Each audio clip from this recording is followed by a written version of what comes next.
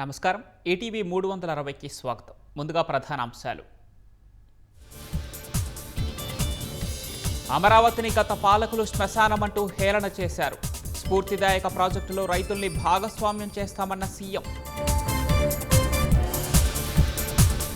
Nallamala Sagar project వల్ల ఎవరికీ నష్టం ఉండదన్న సీఎం. పోలవరం పూర్తయితే దక్షిణాది రాష్ట్రాలు ఏపీతో పోటీ పడలేవని వ్యాఖ్య. బెంగళూరు విజయవాడ హైవే నిర్మాణంలో 4 గిన్నిస్ రికార్డులు. ఎన్హెచ్ఏఐతో పాటు గుత్తేదారు సంస్థకు ధ్రువపత్రాలు అందజేత. పిఎస్ఎల్వి C-62 రాకెట్ ప్రయోగంలో సాంకేతిక సమస్య.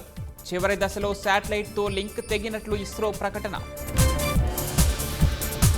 అమరావతిలోని కర్లపూడి లేమల్లెలో భూ సమీకరణ ప్రారంభం.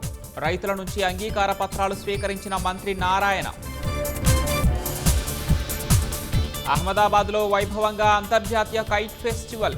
జర్మనీ ఛాన్సలర్తో కలిసి పతంగులు ఎగరవేసిన ప్రధాని మోదీ.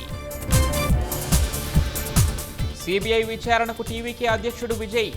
కరూర్ తొక్కిసలాట ఘటనపై ప్రశ్నిస్తున్న అధికారులు. వెనిజువెలా తాత్కాలిక అధ్యక్షుడిగా ప్రకటించుకున్న ట్రంప్. ట్రూత్ సోషల్ మీడియాలో సంచలన పోస్ట్.